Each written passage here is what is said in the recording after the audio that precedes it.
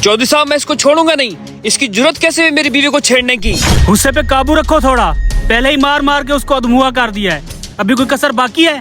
चौधरी साहब इसने काम ही ऐसा किया है, ये तो कुछ भी नहीं, मैं तो इसकी टांगे तोड़ दूं।